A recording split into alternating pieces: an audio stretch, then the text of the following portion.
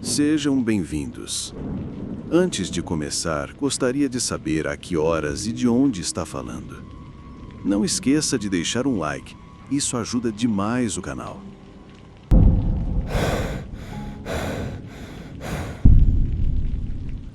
Sou técnico em vida selvagem e, alguns anos atrás, aceitei um emprego que ainda me mantém acordado à noite.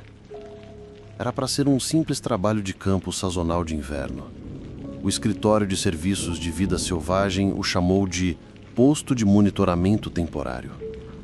Eles precisavam de alguém com experiência em rastreamento de campo para documentar a atividade de predadores no inverno, em um trecho remoto de floresta chamado Blue Hollow. Um estágio solo. Em 3 meses eu receberia uma cabana, uma moto de neve e um mapa. Era só isso. Não hesitei. Nem fiz as perguntas de sempre. Quão longe ficava, que tipo de terreno, onde era a cidade mais próxima. Eu simplesmente disse que sim. Naquela época, eu não estava procurando nada confortável. Eu só precisava sair de Knoxville, longe de algumas pessoas, longe da bagunça que eu havia feito.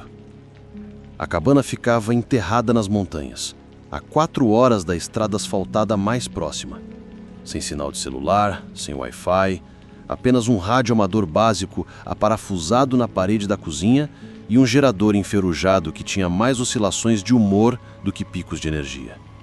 O lugar se inclinava como se tivesse escolhido uma direção e perdido o interesse no meio do caminho.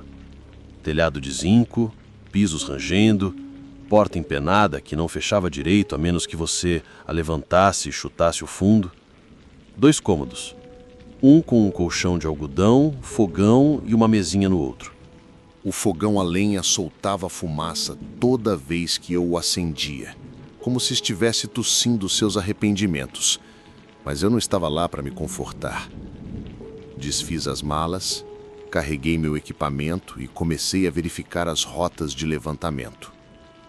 As primeiras semanas passaram rápido. Manhãs frias, longas caminhadas pelos cumes. Coloquei armadilhas para apoio, equipamento padrão, rastros de animais marcados, sinais documentados de predação, fezes de urso, trilhas de porco. Certa vez, encontrei um conjunto limpo de pegadas de lince que levava direto a uma toca sob um afloramento rochoso. Lembro-me de pensar em como tudo aquilo era clássico. O isolamento não me incomodava.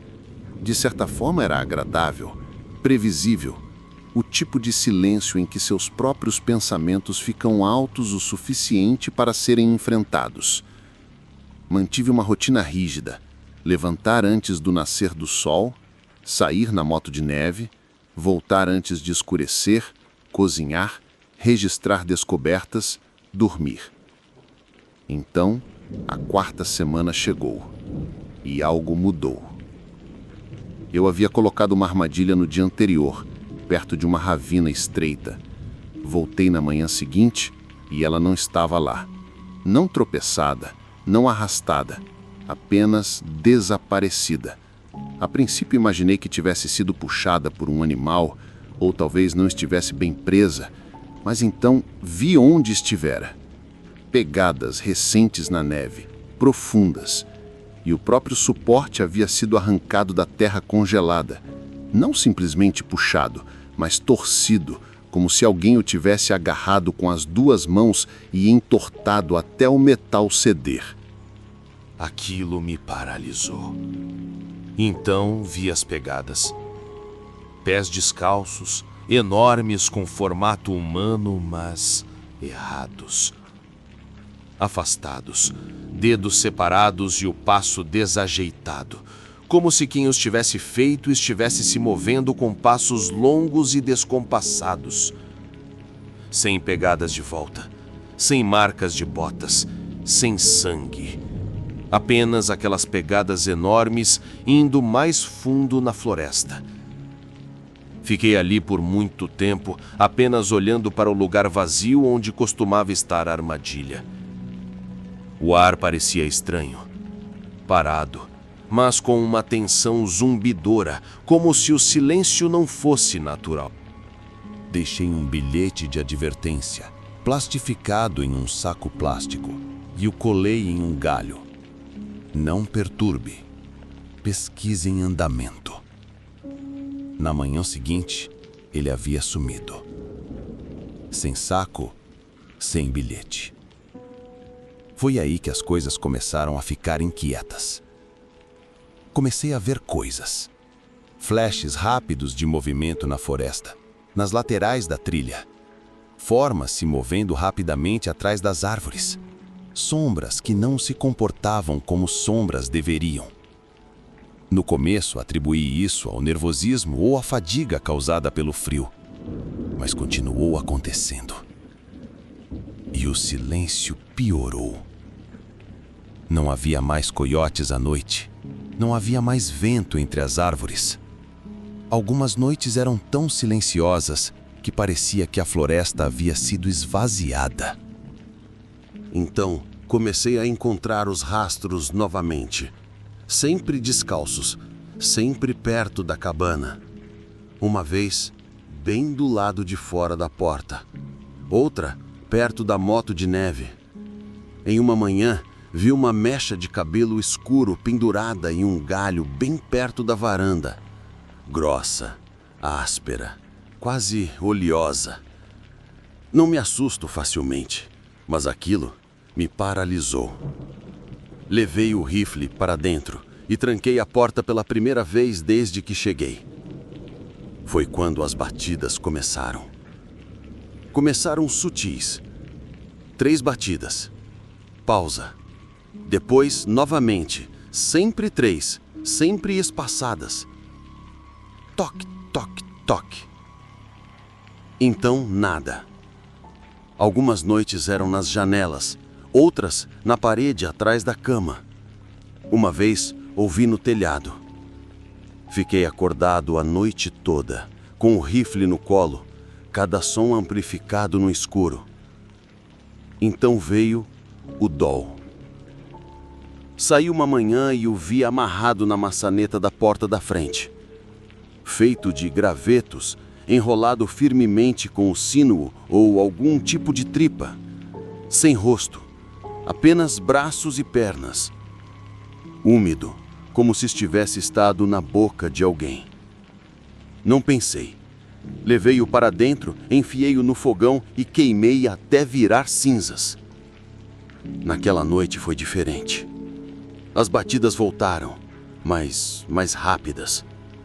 O teto rangeu. Ouvi passos lentos e deliberados para frente e para trás acima da minha cama, pesados demais para serem guaxinins ou gambás.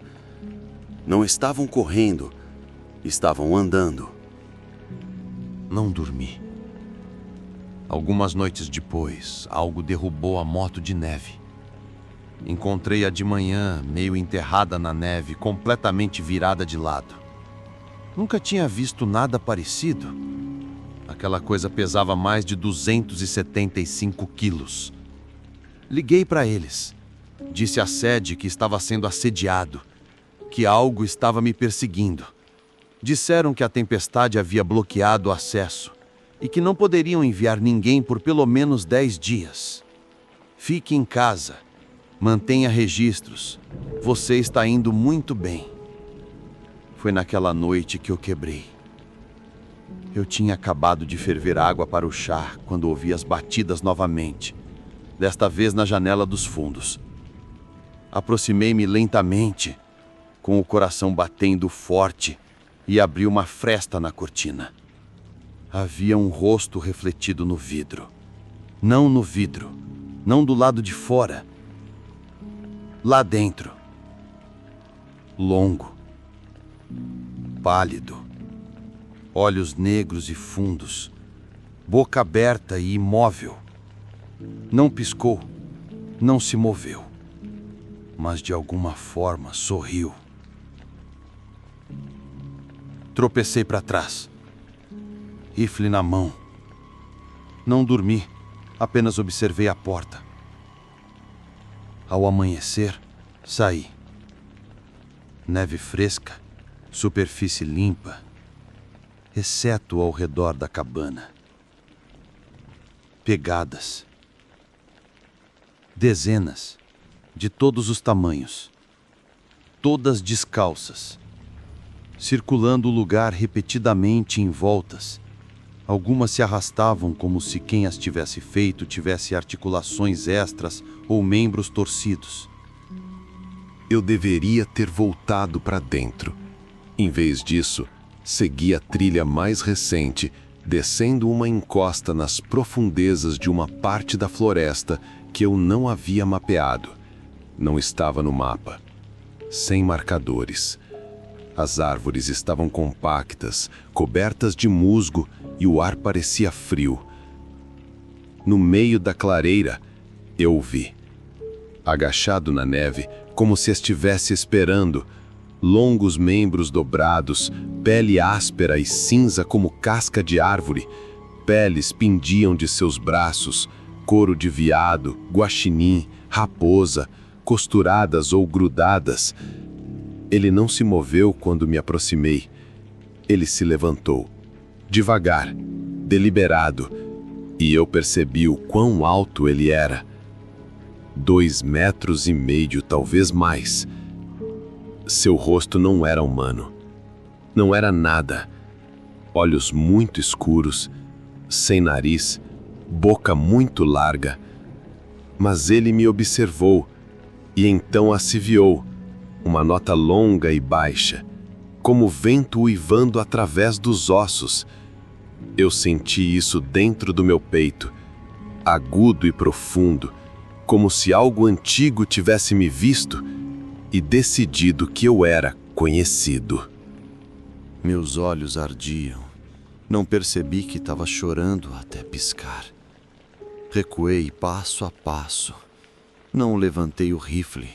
Eu não conseguia. Apenas saí. De volta à cabana, tranquei tudo, fechei as venezianas, apaguei as luzes. Não comi, quase não bebi. Só esperei.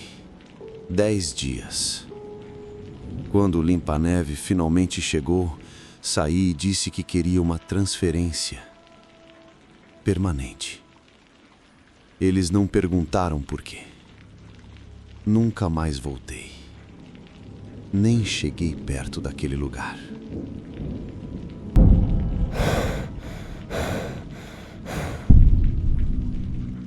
Tenho 30 anos agora, trabalhando em turnos de depósito em uma pequena cidade no Oregon.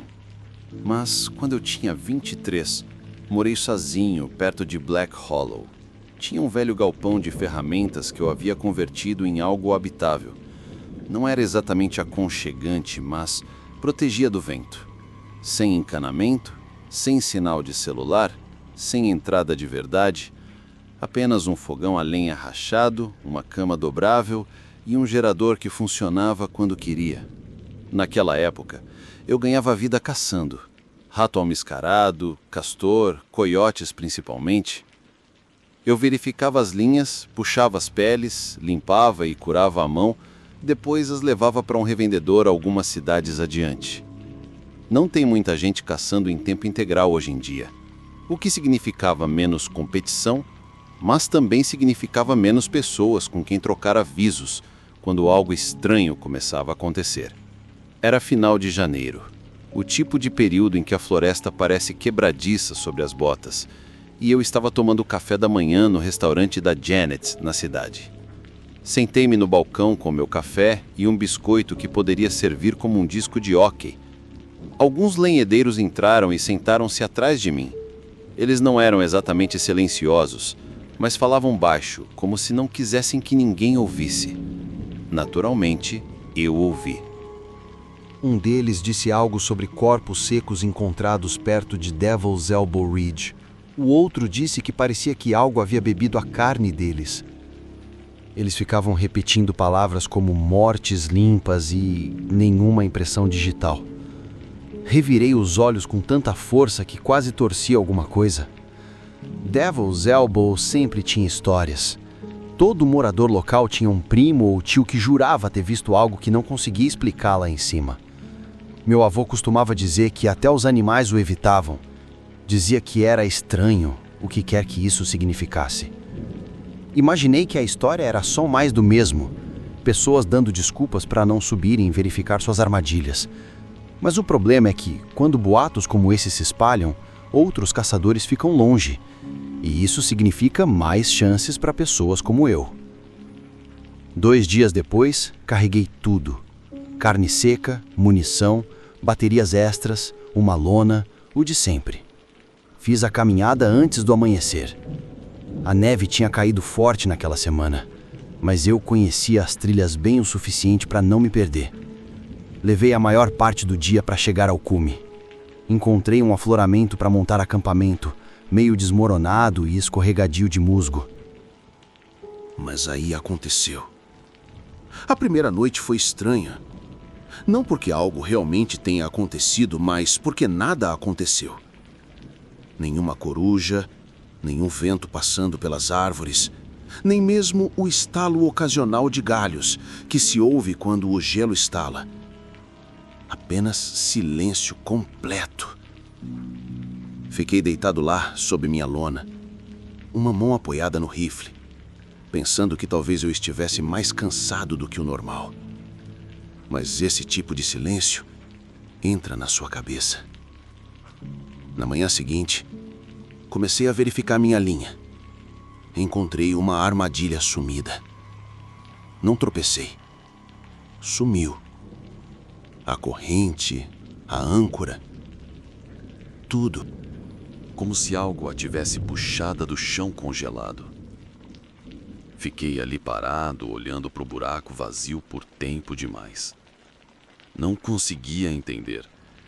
Eu tinha enterrado aquela âncora fundo e a geada estava espessa. Recoloquei outra armadilha a alguns metros de distância, me aprofundando nas árvores. Aquela área da floresta sempre parecia mais apertada do que deveria, como se os troncos estivessem tentando te apertar. Toda vez que olhava para cima, a luz mal conseguia passar.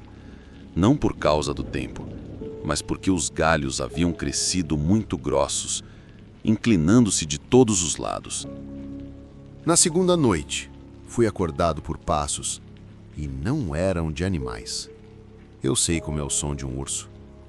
Eram mais leves, lentos, deliberados, quase humanos. Eles circularam o acampamento 2 vezes. Eu não me mexi, apenas sentei, com o rifle no peito, a respiração presa na garganta. Então os passos pararam. Eu não os ouvi partir. Não ouvi um galho quebrar, nem a neve sendo pisada. Simplesmente desapareceram. Não dormi depois disso. Apenas fiquei sentado lá, com os ouvidos atentos, até o céu começar a clarear. Naquela manhã descobri que alguma coisa tinha mijado na minha fogueira. Você leu certo. Fedia a metal e podridão. Meu primeiro pensamento foi raposa, mas não cheirava bem. E bem ao lado havia um pedaço de pelo preto. Grosso demais para um coiote, longo demais para um urso. Estava emaranhado com pedaços de algo parecido com um senu seco. Eu deveria ter me arrumado naquele momento. Qualquer pessoa com bom senso teria feito isso. Mas eu estava irritado. Sentia como se alguém estivesse brincando comigo, tentando me assustar. Talvez outro caçador tentando me tirar da área. Então, fui mais fundo. O silêncio piorou. Sem vento, sem pássaros, nem mesmo o som das árvores se movendo. Apenas uma quietude densa e pesada, do tipo que faz seus ouvidos zumbirem um pouco, como se você estivesse debaixo d'água. Foi quando encontrei as pegadas. 3 garras bem espaçadas, sem calcanhar, sem almofadas, apenas as marcas da frente, limpas como tudo. Elas levavam a um abeto morto. E bem ali, pendurados nos galhos, estavam dentes. Dezenas, amarrados com linha de pesca. Alguns eram de animais. Reconheci caninos de coiote, alguns de veado, mas havia outros menores, mais amarelados, humanos. Juro por Deus, alguns deles tinham obturações, Cada um era entalhado com pequenas esculturas, quase como marcas de contagem. Contei 47. Não me pergunte por quê. Acho que meu cérebro só precisava de algo para fazer. Foi quando a pressão bateu. Não física, não como ser tocado, mas como se a floresta de repente tivesse largado todo o seu peso ao meu redor. Tudo ficou denso, minha respiração ficou superficial. Virei-me e corri. Não me importei com as armadilhas, nem peguei todo o meu equipamento, apenas disparei. Atravessei o mato tão rápido que não senti os galhos cortando meus braços. As árvores passaram borradas e a trilha não permanecia reta. Me vi voltando sem querer, passando pelo mesmo tronco caído 3 vezes.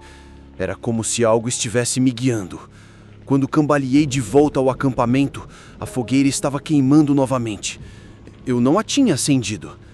E bem no meio dela estava uma das minhas armadilhas, presa em volta da perna de um veado. Sem sangue, sem sinais de luta, apenas sentada ali nas chamas, como se pertencesse ao lugar. Não dormi. Apenas encarei o fogo até que ele se reduzisse a cinzas. Na manhã seguinte, peguei o pouco que não havia deixado cair e comecei a descer. A trilha tentou me ferrar de novo. Eu podia sentir, como se, a cada passo que eu dava, algo atrás de mim estivesse observando. Não seguindo, apenas observando. Levei horas a mais do que deveria, mas consegui sair. Quando vi minha caminhonete, sentei ao lado dela e ri por 1 minuto inteiro antes de perceber que estava chorando. Deveria ter sido isso. Mas algumas semanas depois, 2 excursionistas desapareceram naquela serra. Depois, um guarda florestal. Equipes de busca foram enviadas. Cães, helicópteros. Tudo o que encontraram foi uma bota e um caminhão de bombeiros manchado de sangue. Vendi o terreiro naquela primavera. Fiz um bom negócio para o cara e não atendi nenhuma de suas ligações posteriores. Não voltei desde então. Agora trabalho em ambientes fechados. Um salário fixo, calor que não vem de cortar lenha. Não é emocionante, mas é seguro. Durmo com as luzes acesas quase todas as noites.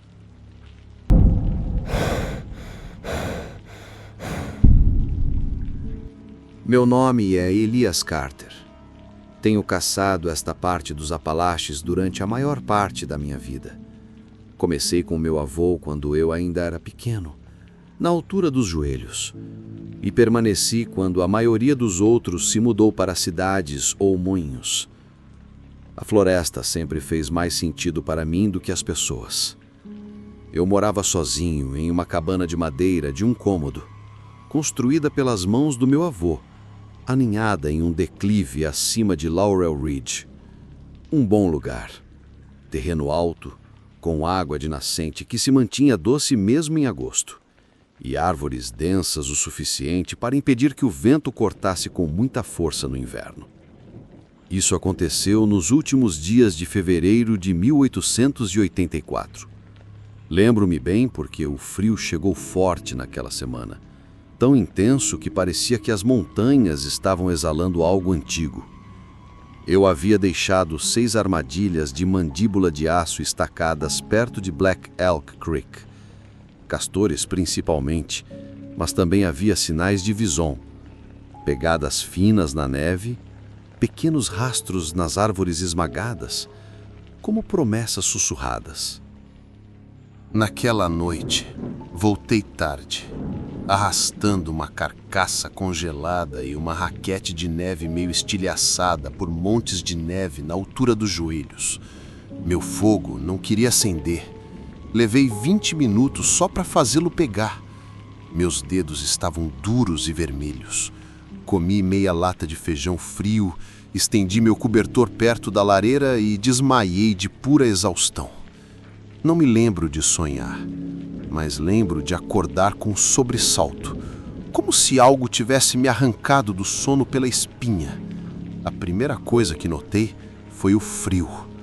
Não o frio comum de uma fogueira que se apagou, mas um frio profundo e sufocante, como se todo o calor tivesse sido sugado da cabana. Minha respiração pairava no ar em longas baforadas imóveis. As toras rangiam nas paredes. Então eu ouvi um sussurro bem atrás da minha orelha. Elias. Não era o vento. Não foi imaginação. Era o meu nome. Claro, baixo, quase terno.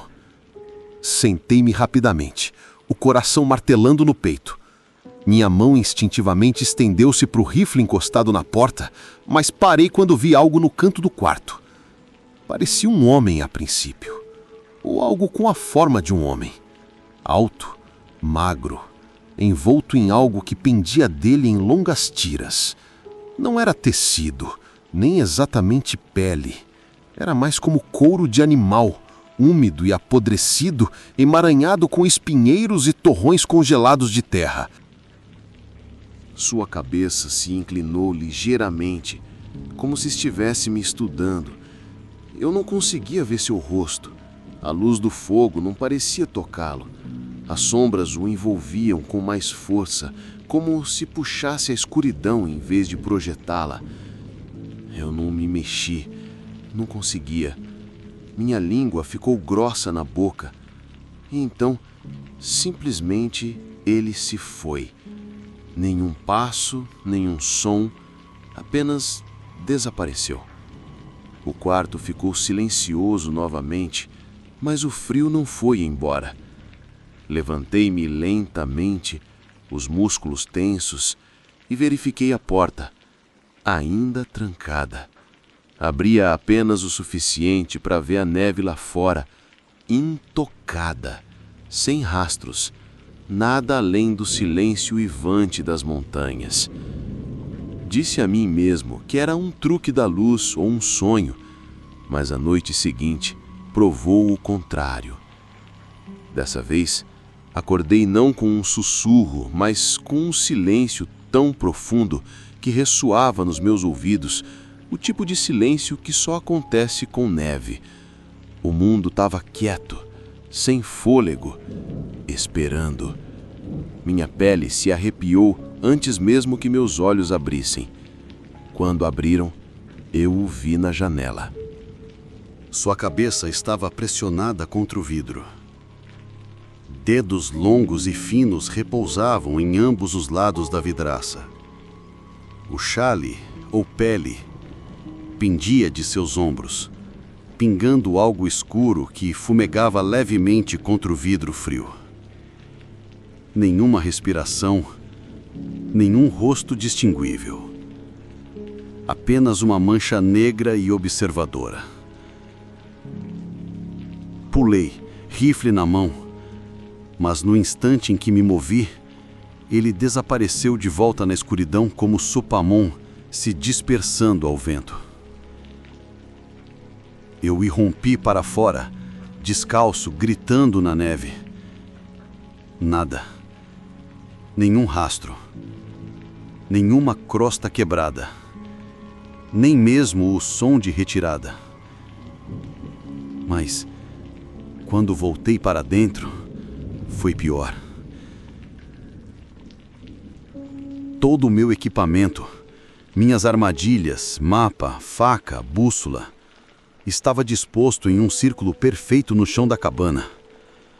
Cada item espaçado com precisão, como se organizado por alguma criança obsessiva. O fogo estava apagado novamente, embora eu soubesse que não o apaguei antes de dormir. O ar dentro da cabana parecia diferente agora, mais pesado, expectante. Foi então que eu senti. Uma pressão espessa e sufocante percorreu o quarto como uma onda de noite. Ela me fez cair de joelhos. A escuridão, não apenas a ausência de luz, mas algo vivo, invadiu de todos os lados. Eu não conseguia ver minha mão, Eu não conseguia me mover. Meus membros estavam rígidos, como se congelados no lugar. Tentei gritar, mas nenhum som saiu. Minha boca estava aberta, mas minha garganta não funcionava. Eu não conseguia respirar. Algo se moveu em minha direção naquela escuridão. Eu não ouvi. Eu senti como a gravidade mudando, como se o próprio quarto se inclinasse em sua direção. E então, aquilo passou por mim. Não como vento, não como espírito. Passou pelo meu corpo como água através de tecido. E por um segundo, eu o vi. Não com meus olhos, mas dentro de mim.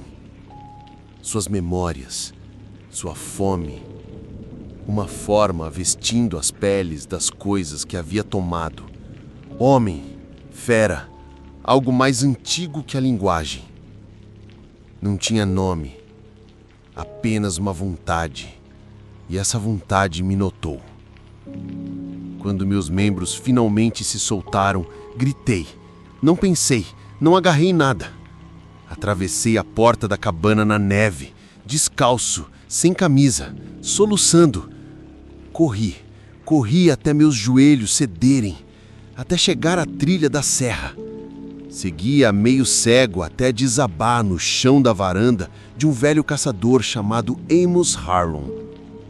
Ele me puxou para dentro, me enrolou em lã e não fez perguntas até de manhã. Quando contei a ele o que aconteceu, ele não piscou. Serviu uísque, me entregou a garrafa e disse: "Meu avô chamava aquilo de coisa de couro. Ela sai depois de longos invernos, quando a fome anda sobre duas pernas. Dizia que não mata como um urso ou um lobo. Ela te desgasta, te aprende, espera até que você esteja sozinho, cansado e pronto para deixar de ser uma pessoa." Fiquei com Amos por 3 dias. Quando voltei para minha cabana, tudo estava intocado. A lenha ainda empilhada, as armadilhas ainda dispostas, mas a neve na porta, intocada.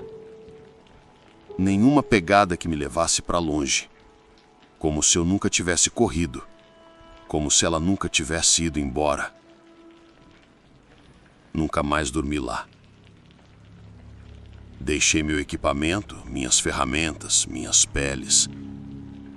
Não caço mais naquela serra.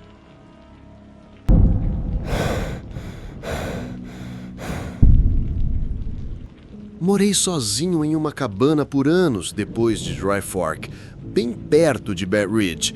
Não era uma fantasia de volta à natureza, apenas um lugar que herdei do meu pai e nunca vi motivo para sair. Eu caçava, pescava, ficava sozinho, sem internet, sem sinal de celular e sem visitantes, a menos que estivessem perdidos ou procurando por algo que não deveriam. Por um longo tempo funcionou. Isso começou alguns invernos atrás. Não aconteceu de uma vez. A primeira coisa que notei foi que uma das minhas armadilhas disparou sem nada dentro. No dia seguinte, a armadilha inteira sumiu. Imaginei que talvez um urso a tivesse arrastado, embora devessem estar hibernando. Então, uma manhã, encontrei uma armadilha torcida como um cabide. Aço, veja bem, essas coisas não dobram simplesmente. Isso chamou minha atenção. Depois disso, comecei a carregar a espingarda comigo na trilha. Não vi nada, mas comecei a sentir como se algo estivesse me observando, como se eu estivesse sendo seguido. Não todos os dias, só de vez em quando. Eu parava de andar, olhava para trás e tudo ficava parado. Nenhum rastro, nenhum movimento, apenas aquela sensação. Então, comecei a sentir um cheiro horrível de podridão. Não o tempo todo, apenas pequenos bolsões dele, como se tivesse passado e desaparecido. Às vezes, eu percebia dentro da cabana. Pensei que talvez algo tivesse morrido sobre o chão, mas eu verifiquei. Nada. A primeira batida veio no meio da noite. Foi na parede, não na porta. Eu estava meio dormindo e me assustei muito. 3 batidas firmes, lentas, espaçadas. Sentei-me na cama com o coração batendo forte, a espingarda já nas mãos. Não ouvi mais nada. Nenhum passo, nenhum vento, nenhuma continuação. Na noite seguinte, a mesma coisa, mas desta vez a batida foi em uma parede diferente, perto da lareira. Depois disso, parei de dormir muito. Fiquei acordado até tarde, mantive o fogo aceso e movi minha cama para mais perto do meio do quarto. Certa manhã, saí e descobri que minhas botas haviam sumido.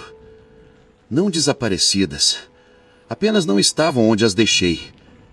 Mais tarde, as encontrei cuidadosamente enterradas na neve, a cerca de 9 metros da varanda. Nenhum rastro que levasse até elas ou viesse delas. Foi a primeira vez que me assustei, de verdade. As coisas pioraram. Eu voltava da trilha e encontrava minhas cadeiras viradas, todas voltadas para a janela dos fundos. Nunca toquei nelas. Não havia mais ninguém lá fora. Até a floresta parecia estranha. Os sons noturnos normais desapareceram. Em vez disso, eu ouvia um sussurro fraco. Não constante, apenas o suficiente para me impedir de fingir que não estava acontecendo. Então, uma noite, eu ouvi ele dizer meu nome. Mason. Claro como o dia, como a voz de uma criança. Não respondi. Apenas fiquei parado na varanda, com a espingarda apontada para as árvores. Fosse o que fosse, não disse mais nada. Fiquei lá fora até o sol nascer. No dia seguinte, encontrei um veado, pendurado de cabeça para baixo em um bordo, estripado, sem sangue, apenas uma espiral esculpida na casca atrás dele. Parecia um chifre se ramificando. Queimei o veado e enterrei o que restava. Naquela noite, as batidas não vieram, mas o raspar veio. No telhado, eu podia ouvir garras, longas e deliberadas, arrastando-se pelas telhas. Ele andava de um lado para o outro. Então, silêncio. Depois, um único baque. De manhã, a chaminé estava cheia de penas pretas e algo mais. Pelos. Não havia razão para que nada disso estivesse lá. Foi quando decidi que estava pronto. Arrumei uma mochila com apenas o essencial: a faca velha do meu pai, a bússola, algumas munições e uma garrafa d'água. Nem peguei comida. Tive a sensação de que se ficasse mais uma noite, não sairia. Mas no segundo em que pisei lá fora, eu as vi. Pegadas na neve. Não humanas. Longas demais. Quase como garras. O calcanhar era estranho, arredondado. Cada passo era muito espaçado, como se o que quer que fosse pudesse deslizar. As pegadas iam da floresta até a minha porta e circundavam a cabana. Virei-me de volta para casa. Foi quando eu vi a espiral esculpida logo acima da porta, fresca, profundo o suficiente para rachar a madeira e molhar. Fiquei acordado naquela noite perto da lareira com todas as luzes acesas, sussurrando o nome do meu pai como se talvez ele ainda pudesse me proteger de alguma forma. Por volta das 2 da manhã, ouvi algo caminhando pela neve lá fora, sem pressa, apenas firme. Então a voz novamente. Mason. Só que desta vez não era um sussurro. Era baixa, familiar. A voz do meu pai. Você deixou o portão aberto. Lembro-me de dizer baixinho. Não há portão nenhum. E ele riu. Não alto, apenas um som úmido e estridente, como madeira verde estalando no fogo. Algo se moveu perto da janela. Eu mal ouvi. Membros pálidos, longos demais, articulações onde não deveria haver nenhuma. O rosto era plano, sem olhos, apenas uma boca larga e flácida, escorregadia com algo escuro e grosso.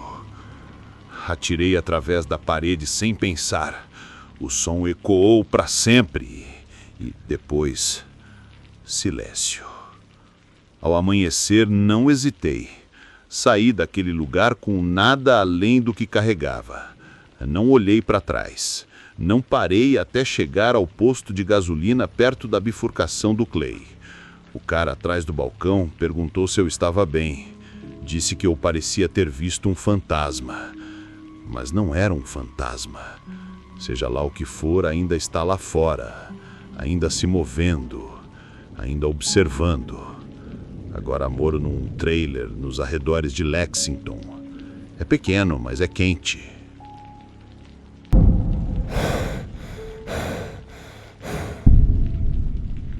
Nós morávamos nas profundezas das colinas do sul da Virgínia, onde os vizinhos ficavam a quilômetros de distância.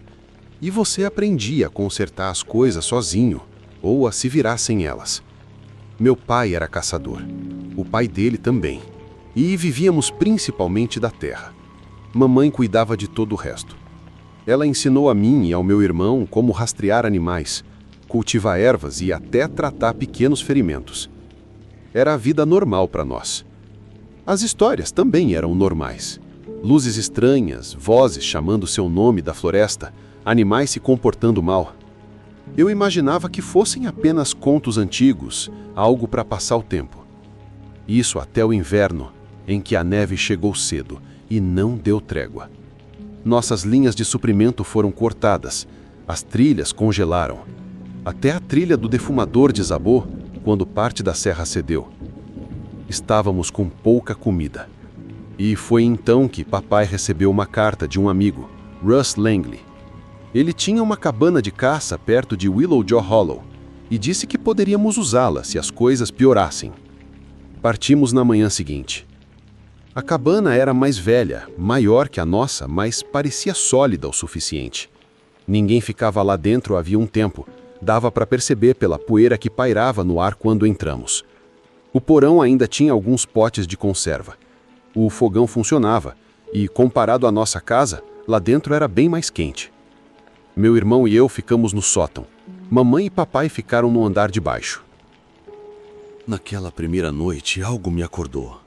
Era um som suave, como madeira batendo contra madeira.